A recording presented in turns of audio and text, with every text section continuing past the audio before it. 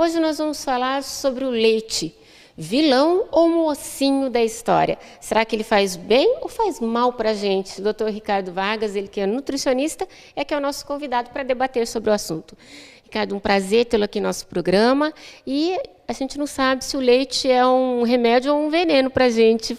Conta tudo para a gente. O leite é bom ou não é, afinal de contas? Bom, é um prazer sempre estar aqui novamente, né? Já é a segunda vez que eu estou participando do seu programa e espero que o assunto de hoje realmente possa atender aí a necessidade do telespectador, né? Levando uma informação que possa contribuir para a sua melhor qualidade de vida. O leite que eu poderia dizer para você de uma forma muito clara, de boca cheia, assim, que ele faz bem, é o leite materno. Porque o leite materno é o primeiro alimento da criança, é o exclusivo até os 6 meses de idade. Foi feito pela sua mãe para você, para atender às suas necessidades. Saindo disso, aí as coisas começam a complicar.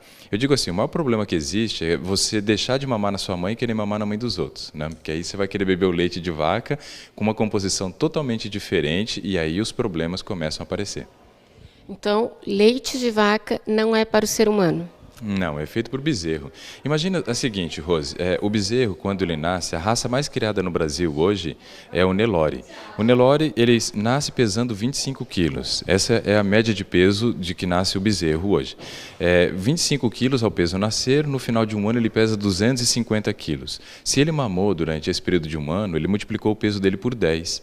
O nosso filho nasce em média ali com 3 quilos, e no final de um ano ele vai pesar entre 9 a 12 quilos, multiplica por 3 ou 4 o peso ao nascer da criança.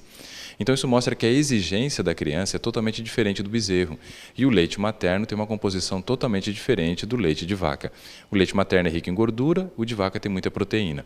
E essa quantidade excessiva de proteína também acaba gerando problemas lá na frente para o ser humano. Bom, então é somente o leite materno que é importante para o ser humano. Nenhum outro leite teria importância nutricional para a gente, é isso? Eles têm nutrientes, só que esses nutrientes são carregados com muitos outros problemas. Então, na verdade, não vale a pena. A Sociedade Brasileira de Pediatria recomenda até os 6 meses alimentação exclusiva com leite materno. Dos 6 meses a 1 ano é o período de introdução de alimentos. A partir de 1 ano, a criança já deve comer tudo aquilo que os pais comem em casa. E poderia ser mantido ainda a alimentação no peito até os 2 anos. Depois dos 2 anos, aí já não há mais a recomendação de que você continue mamando.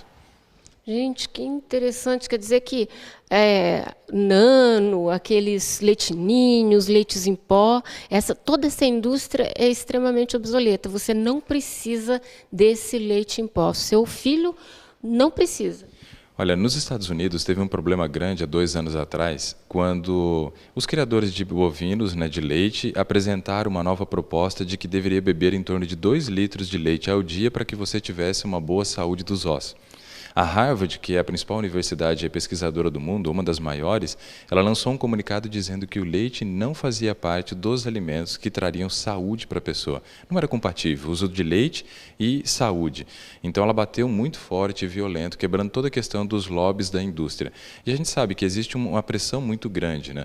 No Brasil, hoje, uma boa parte do PIB é atendido aí pela questão da pecuária. Então nós sabemos que isso tem um peso também e uma relevância na questão econômica do país. Mas em termos de saúde, a gente não pode defender, né? Porque realmente já é comprovado cientificamente de que o leite traz muitos prejuízos quando utilizado ao longo da vida. Bom, existe uma campanha para que nós tenhamos cálcio no organismo. Da onde nós vamos tirar o cálcio, então, doutor? Bom, imagina a seguinte cena. O bezerro foi desmamado. Depois de desmamado, o que ele come? Ele come capim. Capim é de que cor? É verde. Então, quer dizer, os alimentos verde escuro para nós são ótimas fontes de cálcio. Mas nós temos ainda mais 2 fontes excelentes em termos de concentração de cálcio. A semente de girassol é aquela que se dá para o seu papagaio mesmo, aquela é muito boa para a saúde, só que compre descascado, porque só o papagaio que sabe descascar aquilo, né? Então, a semente de girassol ela é muito concentrada em cálcio. Ela tem 4 vezes mais cálcio do que tem no leite. E aí nós temos o gergelim também como uma ótima fonte de cálcio. O gergelim branco, ele tem em torno de 7,5 vezes mais cálcio que o leite, e o gergelim preto, 10 vezes mais cálcio que o leite. Então, existem outras fontes de cálcio na natureza que não seja o leite. Existem outras fontes e fontes seguras, fontes que a gente chama de biodisponível. O que quer dizer isso? O leite ele é rico em cálcio. Não posso dizer que o leite não contém cálcio. 100 ml de leite tem 125 miligramas de cálcio. A questão é que esse leite ele contém muita proteína. A proteína acidifica o sangue e para você evitar o processo de acidez, o cálcio proveniente do leite é utilizado para fazer o tamponamento. O que quer dizer isso? Fazer com que volte ao normal o pH do sangue, deixando ele ali em 7,4, que seria o normal. Dessa forma eu acabo evitando o câncer, porque a acidez gera um meio ideal, né, para o desenvolvimento das células cancerígenas. Então o cálcio vindo do leite é utilizado para isso e não vira uma fonte biodisponível. Bom, gente, olha que assunto polêmico. Leite em casa, depois dos 2 anos do seu filho, nunca mais. Não é necessário. Que delícia, hein?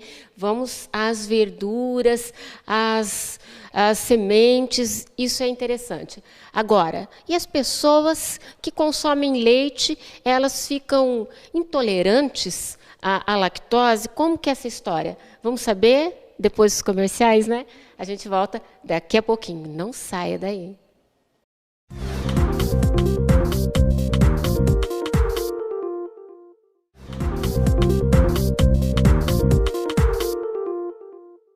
Pessoal, leite de vaca é para bezerro e leite da mãe para o bebê até os 2 anos. Se eu soubesse disso, hein? Meus filhos agora já estão tudo criados, estão tudo muito grandes, com saúde, graças a Deus.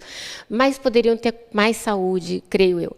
Bom, doutor, eu gostaria de saber o seguinte, e essa questão da intolerância e tolerância à lactose, o que é isso? Eu vou fazer uma correlação com a questão de casamento. Hoje já é comprovado de que aos 2 anos, depois de 10 casais terem efetuado perante o juiz ali aquela assinatura, né, de que eles estão assumindo um compromisso para a vida toda, desses 10, 6 se separam até 2 anos. 4 continuam casados. Dos 4 casados, 2 são felizes, segundo estatística, e 2 se toleram.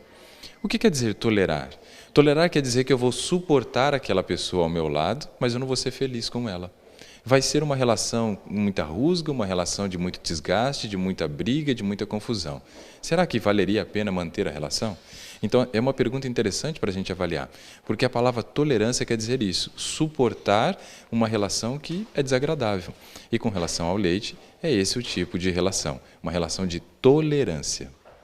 Bom, então, na verdade, o leite, ele não é próprio para a gente, por isso que você simplesmente tolera. Então, quem consome leite, não é que ele está consumindo porque é interessante, porque é bom para o organismo. Ele está consumindo porque o organismo se adaptou, está tolerando, está suportando. É isso? É bem isso, é bem isso mesmo. O organismo suporta o leite. Eu bebo e ele acaba se virando lá para dar um jeito de fazer digestão, de fazer absorção, de tentar fazer metabolismo depois daquilo que é absorvido. Só que não é uma relação amistosa, tem efeitos colaterais e não são poucos. São muitos os problemas correlacionados ao uso do leite. E vai chegar uma hora que essa relação vai encher o saco, vai virar intolerável. Geralmente, isso acontece com todo mundo, que a pessoa se torna intolerante. Ó, gente, acabou, não dá mais. Não tolero mais essa situação. Chega nessa, daí a pessoa se torna intolerante, é isso? É isso mesmo. Chega um momento que o teu corpo ele se desgasta a tal ponto que ele não suporta mais aquela relação. E aí você se torna intolerante à lactose. Eu tenho uma amiga que no ano retrasado ela desenvolveu intolerância à lactose com 33 anos. Uma outra desenvolveu intolerância à lactose no ano retrasado também com 65. Então quer dizer, cada organismo suporta por um período. Mas a questão é, está suportando, mas está sofrendo com essa relação. Não é uma relação amistosa. Então o interessante é que a gente abandonasse o leite. Já abandonasse essa relação antes que entrasse no limite. Falar assim, vamos viver bem já, vamos abandonar esse leite, vamos nos adaptar a uma vida sem leite para que a gente não sofra esses conflitos no dia a dia? Uma coisa é certa, o nosso corpo se acostuma muito fácil com aquilo que é bom. Se você começa a oferecer algo bom para ele, ele aceita muito rápido. E aquilo que é ruim, ele vai lutando para fazer com que você abandone. Mas aí depende da sua escolha. Eu acho que depois do que a gente vai dizer na sequência agora, que são os problemas correlacionados com o uso do leite, provavelmente você vai pensar, vai refletir, vai ver que talvez essa relação não vale a pena levar à frente. E quais são os problemas que acontecem nessa relação do leite e do nosso organismo? Bom, eu vou começar pelo trato gastrointestinal, né, por onde ele entra. Então, a questão do estômago, quando você começa o processo da digestão do leite, você precisa de muito ácido, porque é o ácido que faz o processo de coagulação do leite para iniciar o processo de digestão. Então, esse ácido que você aumentou no estômago no início, ele se liga com o leite. E algumas pessoas que sofrem de gastrite até sentem uma melhora nos 30 primeiros minutos. Depois que o processo da digestão entra em curso, você começa a liberar de novo toda aquela parte do ácido, mais o ácido lático do leite, e aí você vai sofrer uma gastrite, uma azia, uma queimação, gerando muitas vezes refluxo.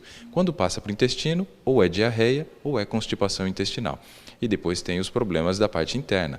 Quando você bebe o leite, ele tem muita proteína. Então, quando essa proteína é quebrada, você libera aminoácido, deixando o sangue ácido. O cálcio é utilizado para neutralizar a acidez. Então, você evita a acidez, porém, esse cálcio precisa ser eliminado. E as vias de eliminação do cálcio, ou é pelo rim, favorecendo o cálculo renal, formação de oxalato de cálcio, ou então pela vesícula, gerando cálculo biliar. Então, o leite ele tem uma propensão a aumentar cálculo renal e biliar. Depois que esses dois órgãos estão assim saturados, você pode gerar artrose. Então, aí as coisas começam a piorar. E também tem toda a questão das alergias que são geradas por conta do leite, piorando todos os processos alérgicos de via respiratória. Asma, rinite, bronquite, sinusite pioram com o uso do leite.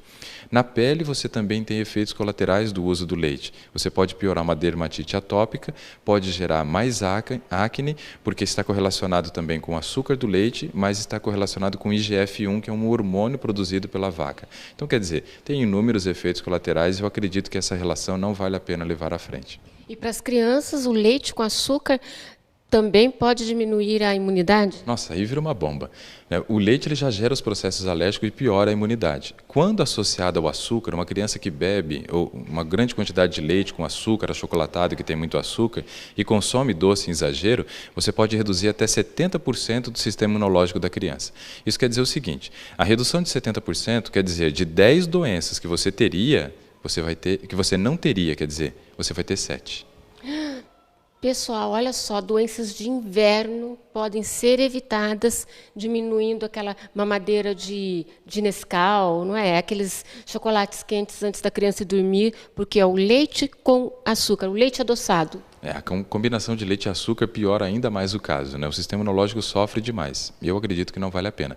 As minhas filhas não fazem uso de leite, estão vivendo muito bem. Eu tenho uma de 2 anos e uma de 6 anos. Elas estão no seu desenvolvimento normal, vai ao médico, só ganha parabéns. Quase não tem gripe, quase não tem resfriado, porque na época do inverno é um horror o que tem de doenças respiratórias, né? Olha, uma coisa interessante que aconteceu uma vez foi um agente de saúde da prefeitura passou em casa num período de inverno. E a minha filha, minhas 2 filhas estavam em casa e ele disse assim, nossa, que coisa incrível, em todas as casas que eu passei hoje, as crianças estão lá chupando o nariz, né, o nariz escorrendo, e as suas filhas não têm nada, né? Falando para minha mãe, na verdade, que estava em casa cuidando delas, né? E ela disse assim, olha, isso tudo tem a ver com o estilo de vida que a gente busca levar. E uma das coisas que a gente prima em casa é não oferecer o leite, porque eu sei dos efeitos colaterais. Diminua o leite com açúcar ou tire do cardápio, com certeza vai aumentar a imunidade. Doutor, muito obrigada pela sua entrevista. É sempre muito, muito bem-vindo aqui em nosso programa. Muito obrigada. Eu que agradeço a oportunidade de estar no seu programa e espero ter atendido a sua necessidade. Talvez tenha gerado algumas dúvidas na sua cabeça, mas ficamos à disposição aí para poder te ajudar em outro momento. Mas uma coisa eu aprendi, leite é um vilão. Leite com açúcar para as crianças, nunca mais, hein?